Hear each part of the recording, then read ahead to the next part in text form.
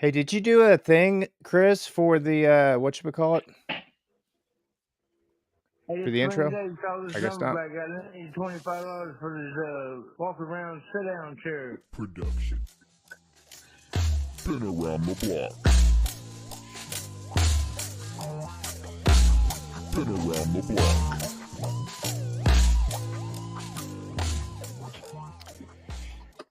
Good evening and welcome to episode 29 of Been Around the Block. We are so glad you're here. I'm Brooks Southard. With me is Chris Ross, Bradley Nemo Sparks, and our good friend Cameron Fletcher. How's everybody doing tonight? Good, man. I'm blessed. Good. Yeah. Chris, what's up, man? Is there a reason you're wearing that jersey? Man, I feel like I'm gonna try out for the Saints next year. Okay. Do it, man. Are you a Saints fan? I thought you was a Steelers fan. I am a Steelers fan, but I like the Saints too. But I'm a Steelers fan. You're not one of those dudes, are you, bro? No, I wear a Drew Brees jersey. This is the year they won the Super Bowl. What? All right. Yeah, is it okay? I'm not tripping. His audio. Yeah, ain't doing it's that, right? him. He's saying it's me, but it's actually him. So Is my audio messing up? yeah, It messing like up hardcore. Yeah, it's So yeah. so that we can keep the people engaged. What's up, Ryan Master? Oh, we got people already. All right, we're gonna put that up there. Oh wow! Ooh, Hop there you on go. here, y'all. We got Cameron, and he's gonna tell us. Are we just doing like a back and forth dialogue, or is he gonna give us his testimony? So he's gonna kind of give us his testimony, but the way I explained it is just we'll kind of interject, we'll get a timeline, stuff like that, and we'll Right, okay. But yeah, I told him it's not gonna be just all eyes on him. He's just gonna kind of tell a story. We're gonna go from there and just see what happens, Yeah, I'm excited about this one, y'all. Cameron is 28. You've been sober for, you said almost 2, right? Almost a little over 2, about 2.5. Oh, a little over 2. Okay, so yeah. You got sober at 25, huh? Yes, yeah, just about 26-ish, yeah. A lot of people, man, like, listen, y'all, if you can get it at 25, man, your life will be great. Yes, keep going. You can do a lot of stuff. Oh, 100%. Yeah. I mean, most of us don't get it till we're in our 30s, 40s, even 50s. And the later you get it, it's the more regret. So big ups to you, cameraman, for it. So, what was your drug of choice? Ooh. That's the big question, isn't it? You just say yes, absolutely, yes. Man, I love it all. I'm a real downer guy. I've always been kind of high strung, so that was a good way to relax. But I like some uppers because it keeps me balanced out. Once you start throwing in 2 things, you got to throw in 3 and 4, and then at that point it's just trying to maintain life. It's just functional as it gets. So I'm going to go and ask you this: when was the first time you used, or what was the segue into getting into downers, uppers, etc.? Sure. Yeah. So, man, everyone talks about marijuana as the gateway drug. And I wouldn't say it necessarily was for me, but that's where I started. I was 14. I'd kind of been exposed to it here and there throughout my life, with friends or whatever, but I never was interested. And then something happened. You hit freshman year, other people start doing it. You want to fit in. So it came with that, stealing alcohol out of my parents' fridge or cabinet before they started hiding it. And then it just one thing led to another, man. And then it just escalates, It's like, if this is good, this one has to be even better. And then this one's even better than that. And it's where you find yourself. So I'm going to ask this, so my, I guess, initial segue into drugs and alcohol, I was prescribed Ritalin and stuff as a kid. Was that something that you were prescribed? No. So I never, I had some ADHD tendencies and stuff. Yeah. But they had me on a lot of stuff for, asthma and allergy medicine. And the weird thing about some of that being antihistamines, they can kind of calm you down. They never went with any Adderall or Ritalin or anything like that. I found those later on, but never prescribed. Never broke a bone. It got, never got on Percocets or anything like that. It was kind of just, it was kind of an anomaly when it comes to that. Oh yeah. Well, let's get into it, man. So it's just start on your story, man. Tell us what happened, what it was like, and where you're at now, man. Yeah, right on, man. I appreciate it. Thank you guys again for having me on. This is cool. What you guys do is awesome. I hadn't watched a whole lot of the episodes. I've seen a couple of my friends on here. I just think I don't know. The world needs more like idea about recovery, and then the stigma with addiction and stuff. This kind of breaks it a little bit, right? I mean, 100%, yeah. I think it's super neat. Let me start out. So I'm adopted. I was born in Kansas. I wasn't really raised there. I was kind of grew up a little bit, but I grew up in foster care for like 7 years. And like most people in foster care, and especially people like us, felt out of place. Didn't know kind of what to do with life. I was up and moving every year or so, lived in a bunch of different homes. And I can't say any of that made me who I am, but I know that I use that as a reason to do the things that I did for a long time. Man, I grew up just like a lot of us, my mother wasn't really in the picture. My dad was in prison my whole life. So I don't know any of my biological family really. I know a little bit of them, but not too much. I was about 6 and 7. A family came up. They started talking to me. They took me to the zoo, to the science museum, and it was really cool. I felt included. I felt a part of. And my social worker said, "Hey, they wanna take you home, and that's your family for good." And how old were you at that time? I was about 7. Okay. Yeah, I was pretty young still. I was old enough to know that it was kind of weird, but not like, I was still young enough to still have a chance. I like to say, I didn't grow up fully in the system, but but I got a good exposure to it. Now I came down here to a little town called Norman, Oklahoma, where I say I'm from. And it was just a whole weird process. It was real quick, that one minute I'm at the zoo, next minute I'm on a car ride down here to Oklahoma, and I got a big party, waiting for me to get adopted, and all these people I've never seen before. But it was really cool, man. And my family now, people I call my mom and dad, my family, they love me. They've done everything they can for me. They've never given up on me. They're super supportive every way they can be. But as a 7, 8-year-old going into elementary school, moving around a lot, I don't know if I'm staying there. I think this is just kind of a temporary thing. Then I'm going to move again, and we'll see what happens. So I'm real dysfunctional. I'm having outbursts in school and all these things. And like at the time, I don't realize that. I just think like, why can't I get it together? I see all these other kids doing stuff, and it just didn't make sense to me. So did you ever get in trouble, like get arrested or anything when you were younger?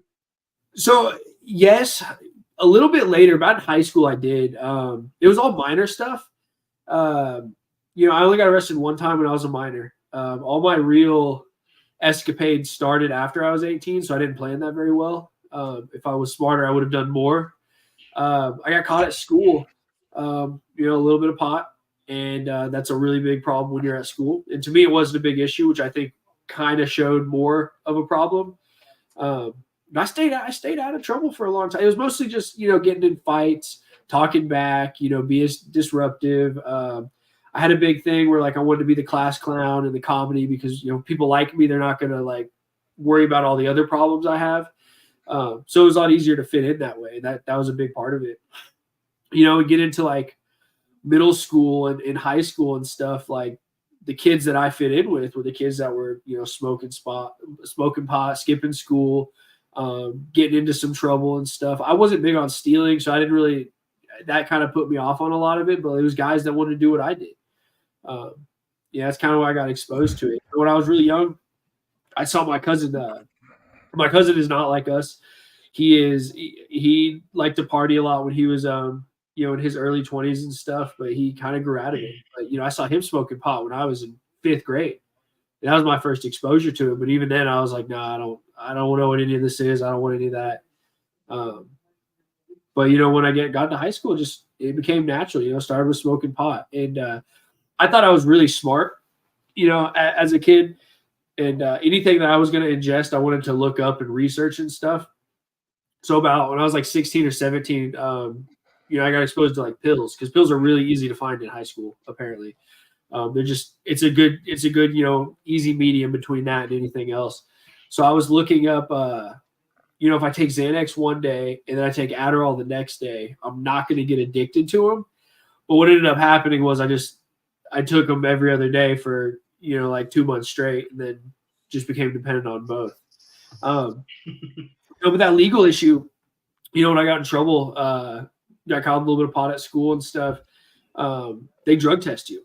And when they drug test you, I had to find other ways to get around that, which kind of led into drinking more, a whole array of hallucinogens. At the time, it was just kind of, hey, what is this going to do? I'm going to look it up. Okay, this is kind of what I want. I'm going to try it, and then go from there. So I got really into psychedelics for a while. Probably too young, to be honest with you. Taking a little bit too much, and I'm 16 years old and alone in my bedroom, kind of trying to figure it out. But when we get into like 17, 18, is when I really start progressing. Things start getting a lot more unmanageable because I'm in school. I'm smart enough where I can get by any of these like little things. Some probation. Okay, no big deal. I'll be able to handle that and get my way out of it. Right. Okay. The school's calling my parents because I haven't been there for a week. That's fine. I'm passing my classes still. It's all good. But when I was like 17, 18, I started getting exposed to a different lifestyle, a different class of drugs, all the hard stuff. I did meth when I was 17 in high school. And to me, that was, not normal. I knew that was definitely a line, right? Like I like to say we always have these like lines in the sand. I've heard people say this, and then what happens when that water washes over one? Well, it doesn't exist anymore. I'll just draw another one, right? I won't do this. I won't do that. But I was 17, did meth occasionally. It's really, really started getting kind of bad off on Xanax and stuff. And then when I was 18, I graduated high school, and I found out that you can make a lot of money for yourself and provide your addiction if you start, selling the products. That's what I got into. And that was not necessarily a lifestyle I wanted. Now I always like to tell people this, whenever I'm talking about my story, is there's a movie called Goodfellas. I'm sure y'all have seen it, right? Amazing movie. Well, the first line in that movie, he says, all my life I wanted to be a gangster. And as a 15-year-old, that is the coolest thing you could hear. The end of the movie didn't really work out too well for him, but all throughout it, I mean, he's got the money, he's got the power, he's got everything he wants, and people listen to him. My whole life that had never happened. I'm 5'6". I'm not a big guy, right? People aren't really listening to me when I'm saying stuff. But when I get exposed to that kind of stuff, it's not a lifestyle I really thought I was going to get into, but I saw the benefits of it really quickly. People started wanting me over. I get to hang out with these people. All these people in my life that had kind of just been side friends were asking me to come over and spend time and invite me to parties, right? Girls want to hang out with you. It was awesome. I like to relate this also. So I say this because I've had people tell me this is something they relate to. I don't know about y'all's audience, but I'm really big into video games. When I was younger, video games was a huge escape for me as a person. Much the same way where drugs were, later on in life. Except drugs made me feel a certain way. Video games just gave me time and stuff like that. But it was the same thing as when I was watching Goodfellas. Every game, the hero gets the girl. The hero is the guy you want to be, right? And so I relate that a lot with kind of that world where, selling drugs and living that lifestyle to me didn't feel real. I could see the real things from it, but to me, it just felt like kind of a game. And I can't tell you why that was. I don't know. It felt natural at the time. But doing those kinds of things led me to, the legal consequences where, I'm 18. I think I just turned 19, actually. I got arrested outside. Are you still living at home at this time? Yeah, at this time. Well, yes. So I say I'm living at home more days than not. I'm gone. I'm staying at friends' houses that'll let me stay there, that maybe their parents aren't going to ask questions because they're kind of, doing the same thing. But if I need that safe place to go, I still have home. It's one flaw my mom has is she is very codependent to an extent. She's not gonna give up on her youngest son. And I did play that to my advantage a lot. That got into a lot of situations when I got older. But my life was kind of going off the rails. At this point, I'm 18. I was going to college, but sitting in that class for 3 or 4 hours was just too much for me. I'm missing out on all these opportunities I think I'm being given. I got really into heroin at the time. I was getting really bad into heroin, really bad into Xanax, and my life was kind of going downhill. There's a whole about 9 months of my life that I don't remember in this period. I remember bits and pieces of it, but I'd been up for a couple of days, and I left a friend's house because I had to go across town because I really had to go, sell this stuff because that was, of course, the most important thing. They begged me not to leave. They were like, dude, please just sleep on the couch for a little bit. It'll be fine. It'll work itself out. You're going to be good. I had to go. I just had to go. So I'm driving across town, and, the way my thinking works at the time was I have someone texting me. I can't text and drive because I'm kind of too messed up. So that's a bad idea. So I'll just pull over and text her. I pull over in front of an elementary school and I pass out. Oh shit. Not a good look at all. That's pretty good. Okay. Yeah. The cops surrounded me. They said, hey, what are you doing? What are you doing here? The school called us, said some dude's out here in a truck passed out. I was like, oh, it's nothing like that. It's just, I'm just trying to get across town. I fell asleep. I tried to make up some excuse. And that was the first time with like real legal consequences. I went to jail. It's totally not what it looks like. No, not at all. That's the thing is like at that point I was like, nah, it's just drugs. It's okay. It's just the drugs. And that was my first experience with like real consequences. They took me to Cleveland County, booked me in. How old are you right now? Like, I like to keep a timeline. Are you 19 now? So I'm 19 at this point. Yeah. Okay, gotcha. Yeah, I'm kind of skipping through a lot of this. No, you good. I mean, bro, you're only 28. I don't think it's gonna go too much further. When I was 19. That was the first time I went to jail. Being the first time in jail, the cops OR'd me out. They say, hey, we're gonna OR you out, where it's gonna be good. Well, about 2 weeks, maybe 3 weeks later, I didn't know you shouldn't put your real address on the forms you fill out in jail. And I did. And of course they came to my house because why wouldn't they? Because at this point, that's my big thing is like, I always have this ego issue where I think I'm the smartest guy in the room, regardless of where I'm at. And that's gotten me in a lot of trouble because the more I've grown, the more I've realized like there's always going to be someone smarter, someone stronger, someone who can do something more. But I got that ego. And so then the cops they came to my house at 2 a.m. And of course I'm doing the exact same thing I was doing because why wouldn't I? The cops come in and they bust up my house, catch some more charges. And they didn't take me to jail, but they did put out a warrant for me because I actually got arrested by OU police. And it's a little different. They got some jurisdiction issues they had to work out, but they put a warrant out for me. And I like to say in life, we have crossroads. I've heard someone else say, there's nothing I say is going to be too unique, but I've heard people say we got a lot of crossroads, right?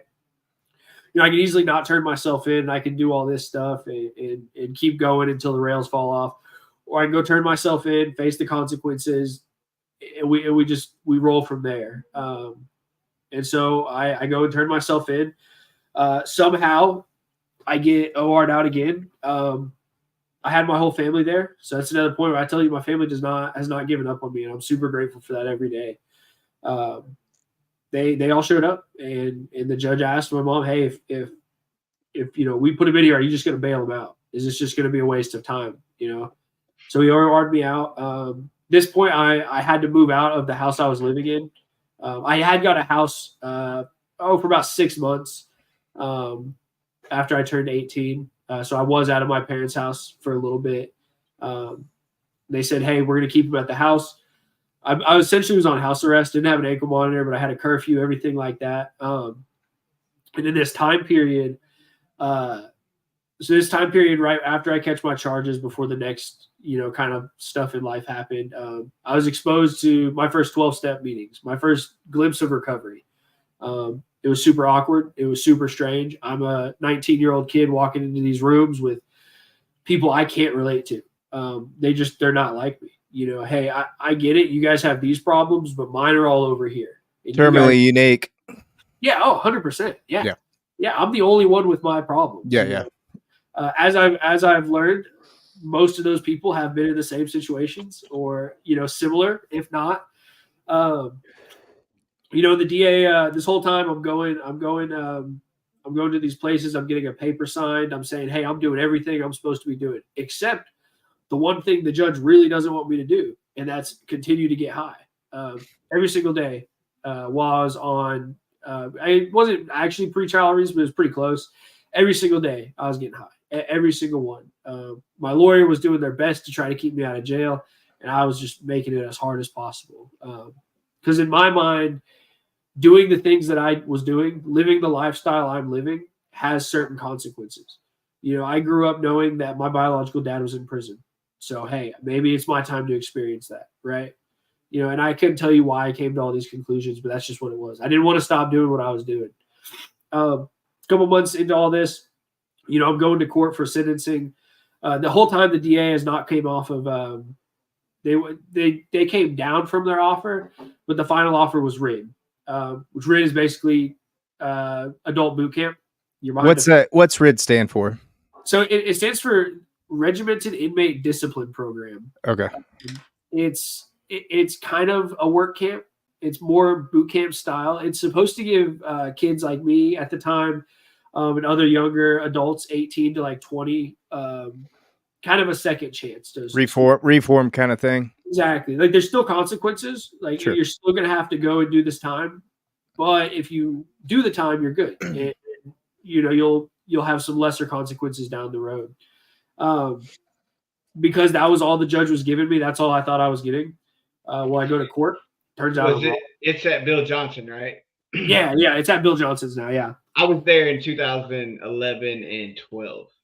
Okay, yeah. Layup, Yeah. right, layup. Yeah. Hey, the marching was good time. I enjoyed the marching. A lot of people hated it. I thought it was kind of fun. It was a good like little break from sitting on a box all day.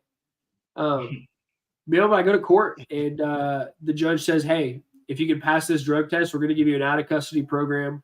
You're going to have this. It's going to be similar, but you're going to be out and about." And that's the one thing I So could you're do. sober this whole time in RID, right? Yes, this is before RID. This is right before. Okay. Yeah, this is the sentencing for that. Are you continuing to use as you're going to court? Oh yeah, every time. Yeah. That's the one thing Good stuff. I just couldn't do. I couldn't do it, man. And my whole life, like up until this, I've been able to escape consequences, and I've been able to get out of trouble one way or another, however that looks. And this was the first time where it was like, I don't know that I can outsmart or like manipulate my way out of this situation. Went to court, failed a drug test, immediately put into handcuffs, and I got to look over at my whole family, who's of course there because they support me, and I've been lying to them the whole time, and they think I'm coming home. And I got to look at all of them, and I got to look at my mom and see that despair in her eyes, of like, and she's asking me, where did she go wrong? It's nothing that she could have done wrong. It's just me getting in the way, doing what I wanted to do because that's what I thought I wanted to do. And I go to RID, go to A&R, do my time there. I was there for about 10 and a half months.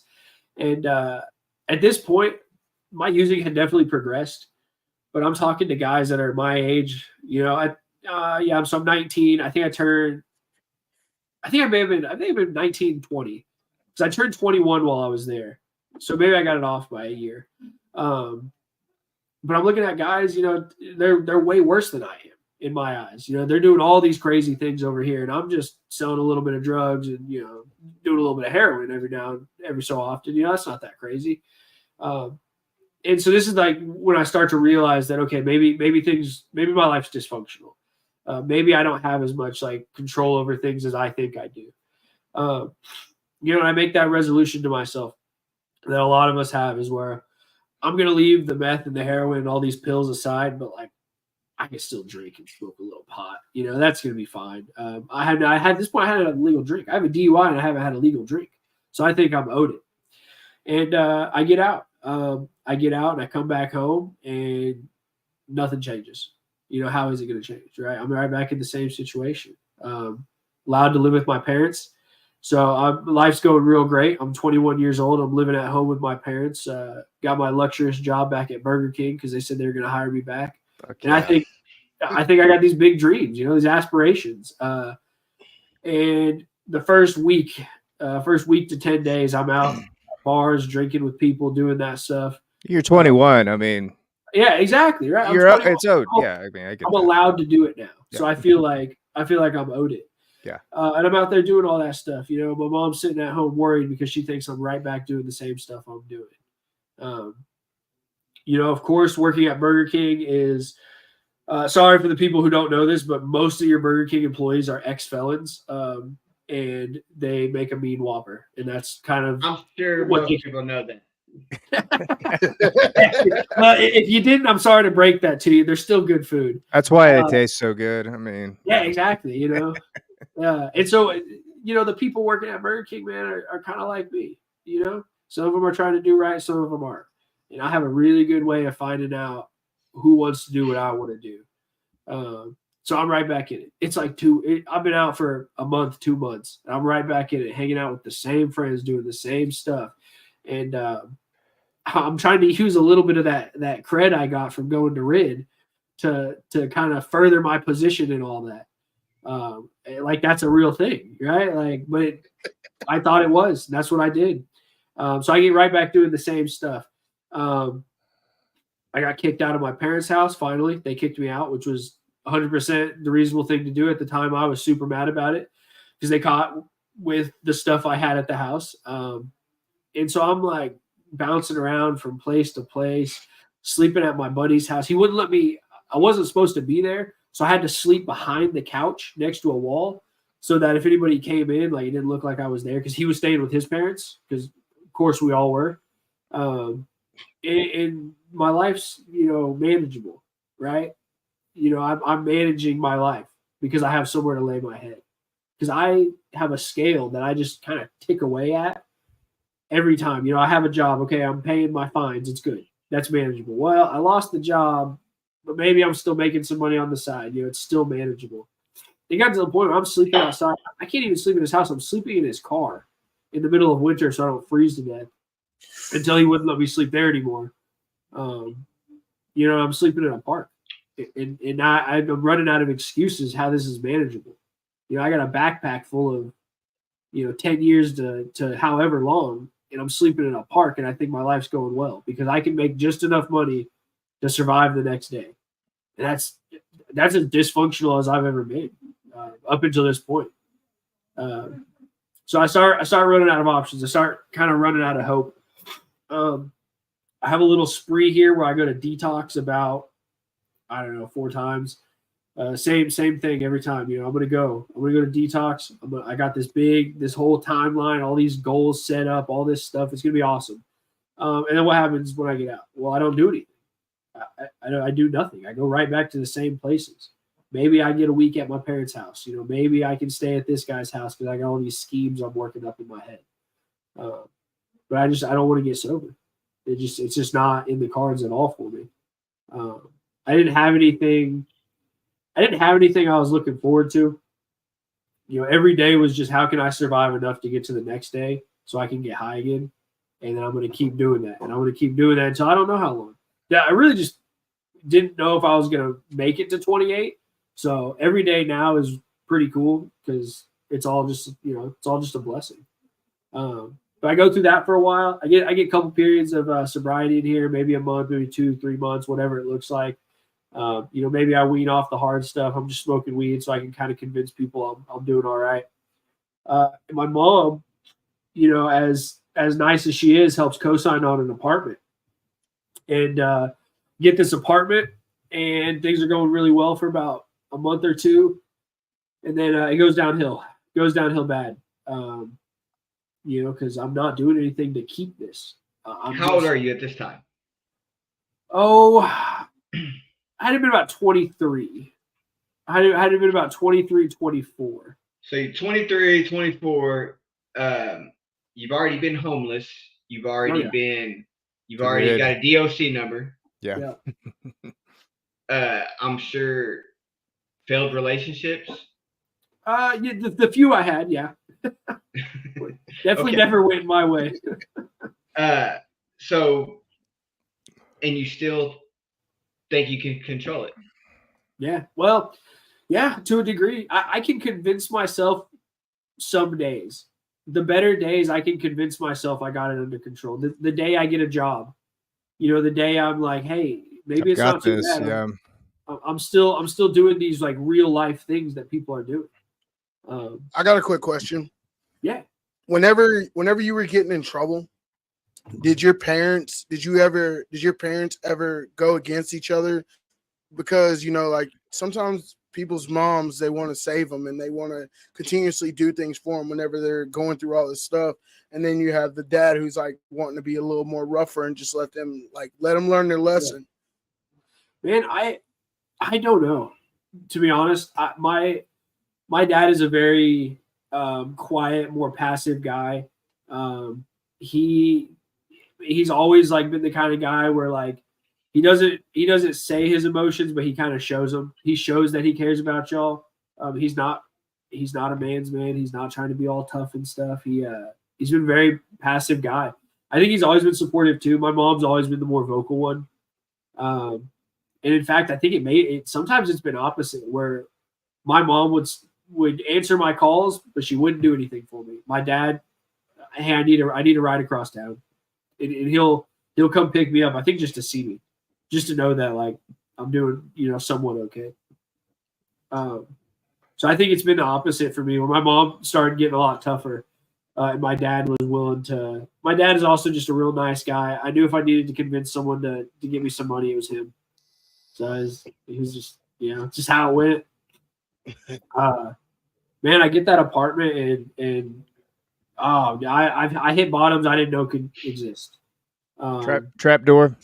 Trap door. Oh, 100%. Wildly enough, there was a real trap door that we created in that apartment. Tell me you're a tweaker without actually saying you're a tweaker. Yeah. Oh, yeah. It was a bookshelf that had hinges on it with magnets, and it led into the stairwell underneath the stairs of my apartment, which cost me a lot of money later down the road when they had to repair that. But I mean, that right there is just enough to show the glimpse of like, that's how I was living. I mean, it was, if we didn't have electricity, we were one step away from everything you see in a movie. Those lines in the sand, I start crossing off. I start doing all of them.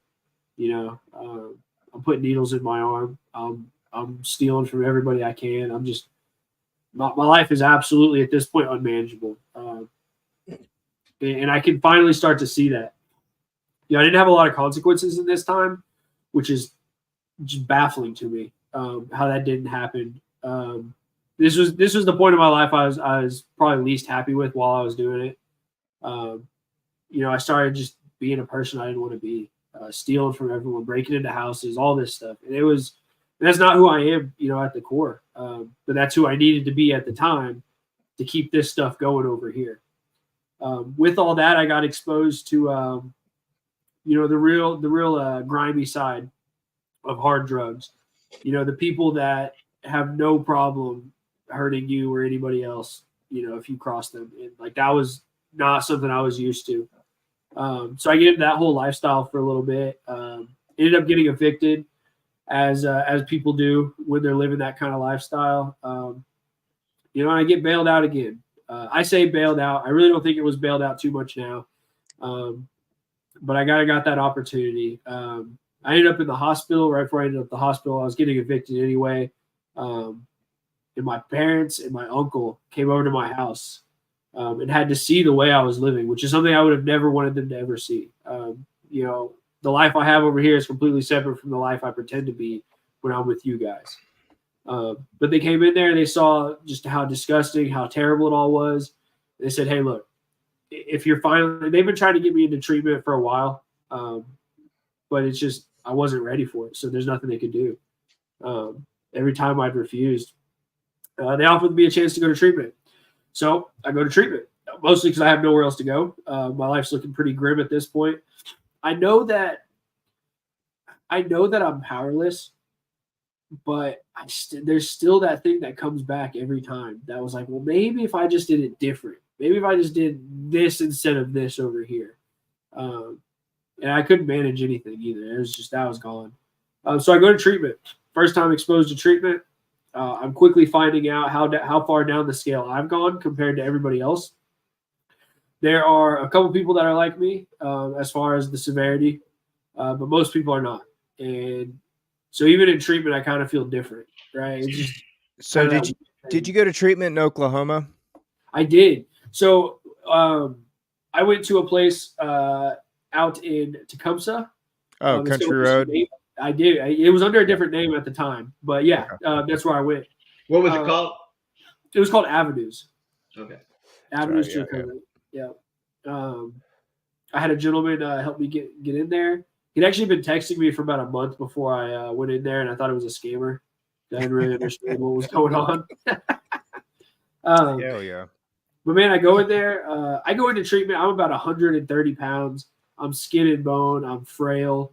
The first day there, everyone's kind of lifting weights and stuff, and I couldn't lift the bar with 20s on them, and I was broken. I couldn't do anything. In treatment, I learned a lot of really cool things. I got re-exposed to kind of the recovery community and all the things I have to offer. But most importantly to me, what I got exposed to was people that were like me, that were just genuinely good people that I could relate to. Like there were some younger people in there. That was more my speed. This guy that I met in there, he's one of my close friends. I met him in treatment, and we ended up going to sober living together afterward. And that was just really cool. It was a really cool experience to be able to do that. So I started meeting all these guys that I got along with. That was really cool. Now, are you? I know you said you got into treatment because you had nowhere else to go. When you get there, do you have to go through detox? So I did go to a detox first. Yeah. Okay. I think some of it was kind of there. Like I didn't feel great, but the big so stuff you were detoxed when you got there. Probably, yes. Pretty much. Yeah. Okay. Opiate, right? Opiate withdrawal. At this time, it was opiates and meth, pretty bad. Yeah. Okay. Why didn't you get on meth? I don't know. I didn't ever really get exposed too much to it. A couple of my friends were getting me. That shocks me. I had taken Suboxone and Subutex only on the side, and like I'd never been prescribed it. I knew it worked. I had some bad experiences with Suboxone because I took it too early, and I think that was a big part of it. And also, like, at the time, like, I don't know that I wanted to. What I've noticed in the recovery community is they're putting everybody on it. Yeah. I see that a lot more nowadays. At the time, Suboxone, I knew some friends that had gone to clinics. A couple of them were going to the methadone clinics, stuff like that. So those it was definitely around. I didn't want to stop doing heroin and do anything else. And I think if time had gone a little longer, I think I either would have or I would have died with it. With the way my life was going at that point. I don't know. I think it's interesting. I see it more and more now with the way Suboxone's getting pushed in. I think it has a lot of real benefits, but I think it can open the door to a lot of other stuff as well. I think it has benefits in detox setting, absolutely. But anything after that, I feel like it's substitution. I agree. I think I'm on the same page with that. So that's awesome that they didn't put you on it or that you didn't get on it. So what happens now? Yeah, where you at now? Yeah. I'm kind of finding my way about halfway to the end of treatment. So 60, 90 days mark. I had a lot of fun in treatment. Some people don't. I had a lot of fun in there, man. I get to play pool. I get to hang out with people. I get to learn a little bit more about this disease I have, kind of understand me a little bit. But the one thing I didn't want to do is go to sober living. Not going to happen. Not going to do it. Not even a thought. And then I'm hitting about 60 days in, and I'm getting scared because I know where I'm going back to, and I know what that looks like. And I'm thinking maybe I can do a little bit more than that. Maybe that doesn't have to be what I do right now. A couple of those guys that I met that were close friends ended up going to the sober living, and I said, "Hey, I'm gonna go with y'all. Can that happen?" I talked to the guy who ran it, got in there, and I got a bed.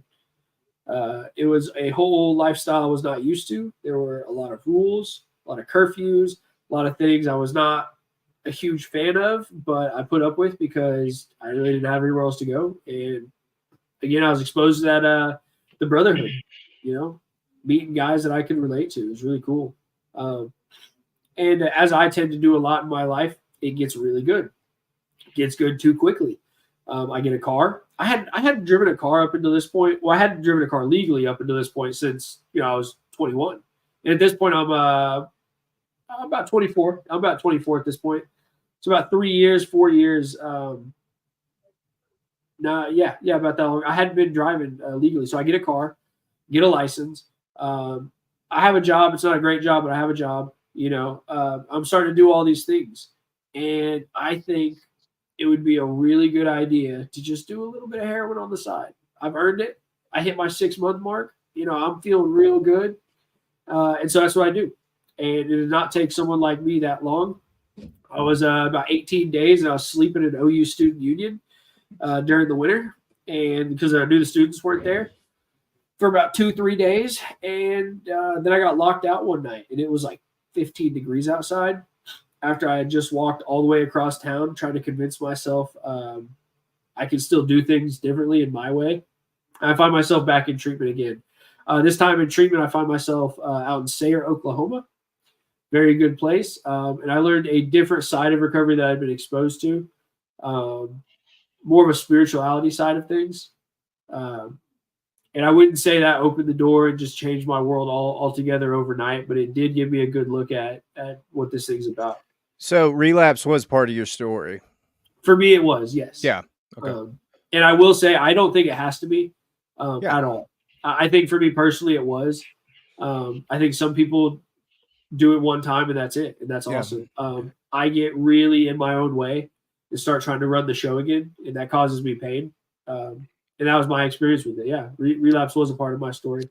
So what happened with the sober living house? I mean, you said that, so you wound up at Sayre after living on the campus again. So were you able to get back into sober living after that, or what'd that look like? I actually got back into the same sober living, okay, which I wouldn't necessarily recommend for everybody. A big part of it for me was those group of guys that were there. Something that they did that really blew me away is they drove 2.5 hours to take a meeting out to Sayre, Oklahoma. And a couple of those guys said, "Hey, we came just because we wanted to see you," and that blew me away. I cried then. I cried afterward too. That was the time it just blew me away. And so that's why I went back. I get out of Sayre, I go back to the sober living. Life looks really good for about a year. I start doing those things, and wouldn't you know it, like clockwork, I hit that year mark and I repeat the cycle again. I'm going to skip through a little bit of this because it kind of all looks the same. Paint a picture. I was passed out at a stop sign, as I tend to do when I drive. When I'm intoxicated, I passed out at a stop sign, and I go to jail. And then I get out of jail and I go on the run for a little bit. And I had a court date coming up, and I talked about those crossroads. And this was another chance I had that crossroad. I was a lot less reluctant to go to court this time, but I don't know. I just kind of got tired. I'd been living this lifestyle. I've been running around trying to do these things. At this point, the stuff I had when I was 18, 19, 20, when I had the money and the little bit of power I perceived and all this stuff and the friends, none of that was around anymore. It was me and 3 other guys, getting high on a couch with nothing. That was it. That's where it was at. The fun was way gone. And I gave up. I went to court, thought I was going to be there for, maybe a month or so, then get back out. While I was there for about 5 months. And I get put on drug court. And this is where a lot of the really cool stuff happened for me. I'd seen a lot of things where I call God, is what I personally call it, working around me, working in my life. which also that was something I was very scared to say for a long time. I would not say or anything. I would always find some way around saying God. But I started finding ways where he was working out in my life where there was no way I should have got drug court. I had 3 other felonies before this, and I get drug court, so I get that opportunity. It's awesome. Working at Sonic, saving up money, trying to do something, and I get offered an opportunity at a job. This opportunity, as luxurious as it was at the time, was cleaning toilets for the same rehab that I was able to get treatment at. And that was huge for me. It wasn't much, wasn't glamorous, wasn't that cool. But it was really cool to get exposed to like being able to do something like that. And I worked at that for about five or 6 months, and I got to move up to be a tech. So I got to be a floor tech, kind of doing those things, getting to help people from a different point of view. I've been drug court this whole time. And it's a great job for me in drug court because they're accommodative of my schedule. They understand I'm going to have to get drug tested, all this different stuff. But they gave me a lot of really cool opportunities to kind of prove myself there. It was also, man, I love talking to people like me. Seeing those guys come in and their life sucks and they're broken and they don't really know what's going on. I can relate to that because that's what I was there. I get it. Getting to talk to those people and say, "Hey, look, man, this isn't going to be forever. We can make this happen. You just got to use your time here." I can tell them the stuff I did wrong. I can tell them all the stuff I did after I left treatment that didn't work. Yep. Hopefully, people don't have to make those same mistakes. I knew I did. I'm real hard headed. I just have to find out for myself what's going to work and what's not. A lot of stuff didn't. So while my time there. I don't know. Life gets good again. All these blessings start to happen. I get a house with a couple guys, so I'm living with a couple guys who, go to the same places I do. They're about their recovery. They're real involved. And then I get this opportunity. I've been working out there for about 2 years. So most of my sobriety, I've been working at this job. This time around, outside of the time I got while I was in jail, most of it has been at this facility. I get an opportunity to kind of move around a little bit. I get to do admissions now. So, I'm working in an office, and now this job has become less of like, hey, maybe this is just a job for here to like, hey, maybe there's some potential here. These are the kind of things I don't know, but every step of the way, like there's been little blessings, little bits here and there. I graduated drug court last year, about a year ago, October 13th last year. Graduated the drug court, didn't really have any issues. It was cool. That was one of the first times I'd really completed something, not had any legal consequences of it. Today, the first time in my life since I was 18, I'm not on paper right now, which is kind of crazy. And that's a new experience also. It feels a lot less like I'm just trying to pass time between probation meetings now, and it's just kind of a lifestyle, which is what it inevitably had to be. And a lot of people ask if like that's something I regret, doing all those things or living all that, and I don't know. I don't know what my life would look like if I didn't get hooked on Xanax when I was 15, started doing Roxy's when I was 16. I don't know what life would look like today. But I know my life's pretty good right now. I know I'm pretty content, and I got a lot of good things going for me. And I think that's pretty cool. So what does life look like today for Cameron? Man, what's your routine? So Monday through Friday, it's real busy with work. I hit my 12-step meetings throughout the week as well, a couple days a week. Try to do those things as well. I started seeing a girl not too long ago, which also this is the first time I've ever had a sober relationship, or really a thing I would call a relationship, since I was about 18. So I'm trying to make time with that, try to make time with family.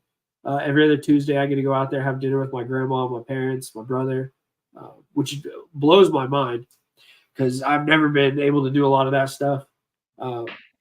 We got holidays coming up too, man, and they're asking me if I'm going to be there, all this different stuff, and that's crazy. That's it. It's something everyone else in the world does, but like people like us, that's a blessing if you live the life like us. Do you feel like the desire to drink and use has been removed? Yeah, I think so the way I like to answer that is like the desire is not there, where it's no longer like my first thought, where it's not like, hey, I had a bad day or I had a good day, like I could drink or something. Do those thoughts of like, I'm at a gas station and I walk by the beer and I'm like, oh, that looks pretty good. That's still there. But it's not one of those things where that obsession is there, where it's like I need to get it. I have to have it. Most of the time, I don't think about using it anymore. I don't know if some of that comes from working in the recovery community. Some of that, I see it so often on the front lines where like I'm constantly reminded. I like to go out to treatment centers when I get the chance, stuff like that. Be able to share a little bit of what was given to me to them, but it's also a way to see like, hey, this is the front lines. This is what it's like. Someone told me a long time ago, don't ever forget that 24 hours before you got sober, because those 24 hours are some of the most important things like you can remember. I think the desire is mostly gone. It's pretty cool. What would you say for that? I'm gonna say kid, but that 25-year-old, that young man who is in the same boat you're in. He wants it, but every day he wakes up, he can't stop. That obsession is just getting to him. What kind of advice would you give him? He maybe he's scared. He wants to get into treatment and he just don't know how. Yeah. That's a powerful question, man. It's big advice. So the big advice I would have given myself at the time is reach out. Anyone in your life who's trying to keep you around, reach out to them. Say, hey, I need help. That's what I had to do. That's scary. That's really scary. Disappointing our loved ones is something, at least for me, it's something I never wanted to do. Don't give up. Don't give up hope. This time, it's wild. It seems like so long ago where I was living in that kind of lifestyle. And it will for them too. It will for you too, 100%. It's going to be work. It's going to be some work, but it's absolutely worth it every single day. A lot of work. It's a lot of work. It really is. A lot. But it's worth it, man. It's a lot of work out there getting high every day too, for sure. It's just am I the only one seeing that Chris? He's frozen. He's not frozen. I just said that. Yeah, I just sent you a text message. What was you gonna ask, Chris? I was gonna say, do you ever think about am I still frozen? I think it's awesome. Go ahead. Yeah. Oh well, I was gonna say, do you ever think of like the last time you were withdrawing? Do you use that as like something to look back at to know that, hey, I should never fucking do this shit again? Yeah, I do sometimes. The scary thing is it's gotten more and more time between thinking about that. My last time withdrawing, I was in jail. They isolated me in a cell, and I'm freaking out. And I definitely, I remember that one, and I remember the one right before I went to treatment the first time. Those are some of the most powerful experiences I have with that. What helps me a lot is, seeing guys come into the treatment center and I can tell they're still toughing it out. And I remember what it's like, just be right there in those shoes. Maybe that new guy comes around to a meeting, and I remember what it's like being in those shoes, popping in somewhere because it's just warm, because it's warm and they have coffee. And I know I can get a little bit of that. Absolutely, man. I definitely remember those things. I also remember the big part about those time periods is, who was there to answer the calls whenever I needed them. There's a lot of time where, you get guilt, or at least I personally, I get guilt for, the people who I introduced to this lifestyle that aren't sober right now, that are in it or something. The friends that have died, I've lost a lot of friends in sobriety and outside of sobriety that never got the chance, and I can't let that eat me up, but sometimes it does, where it's like, why did I get sober and they couldn't?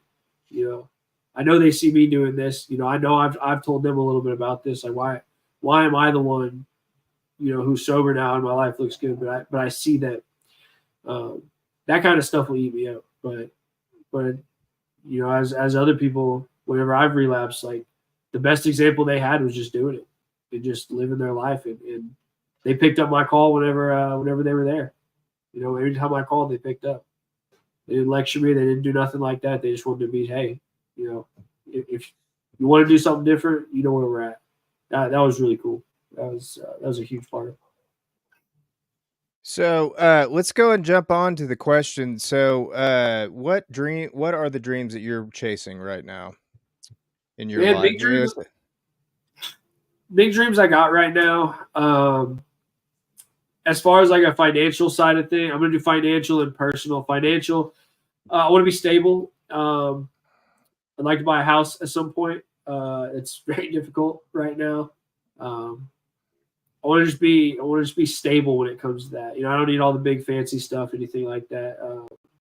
Dreams, personal life, like I want to be happy living. I want to be able to be there for my family. I'd love to travel a little bit like that. That'd be really cool. It's really hard for me to work up big long-term dreams because for the majority of my life, it's all been short-term. So I'm still getting adjusted to that.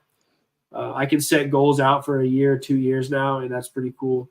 I just want to keep trying to do it. Try to help some other people, help myself a little bit, have a home, have a family, whatever that looks like. A lot of that's out of my control. And that's pretty cool to be able to accept that now. So have you thought about what's your question for our next guest? Oh, I asked the question? Yeah. Ooh. It can be any question. What's the biggest moment you've had in your life in sobriety? I like Are they all people in recovery? Yeah. Yeah. Most definitely. Well, we've had one clinician on, so fair. Okay. I'm gonna shout. Hey, before we end this, I want to shout everyone out that commented. So shout out to Ryan Master, Kathy Olson, Brendan Clark. Hit me up, Brendan, when I hit Cali. Stephen Ramsey, go Niners, yes sir. Brendan Clark again, Charles Neal, Noah Davis, what's up, man? Love you too. Amanda Brown, Mad Productions, what's up? Toby Fins Delaire. Hope I said that right. God bless you too, brother. Aaron Henderson, what's up, brother? Kelly Anderson. Hey guys, glad to catch you. Hi, Ken. Shout out to everyone. Thank y'all for watching. Cameron, man, keep doing what you're doing, bro. You know what I'm saying? I like what the one of the greatest things I think you said on here was just it's out of my control, and that's pretty cool.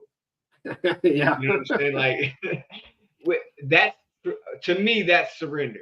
You know what I'm saying? Like realizing that it's out of your control and accepting it and only doing the things that you can control. Yeah, you're gonna get far, bro. If you keep that mindset, bro.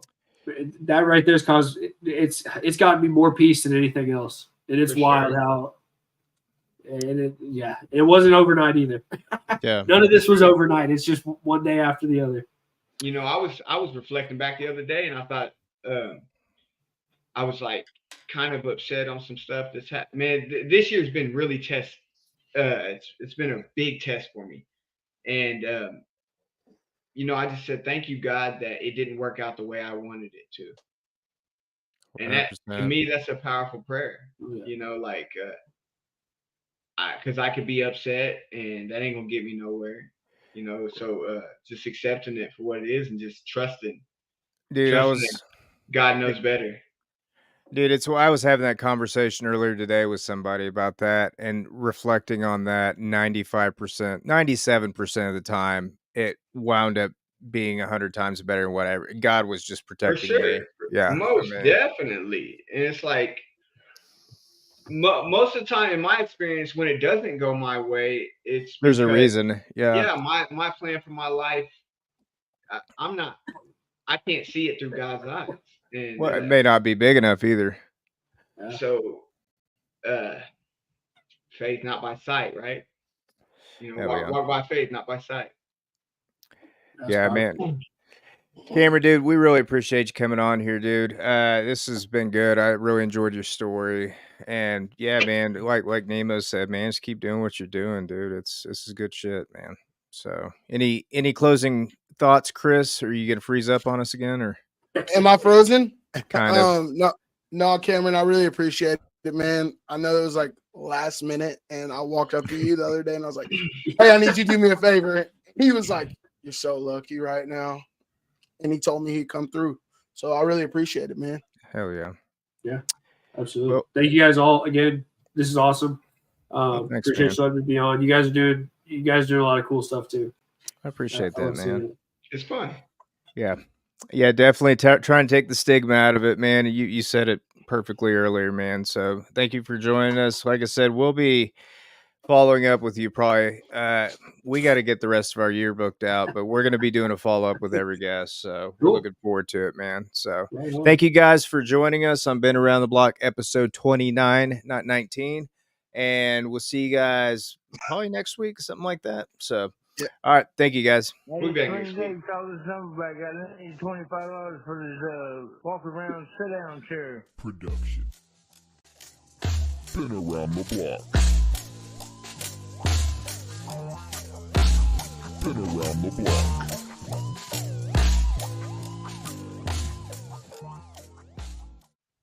Bam.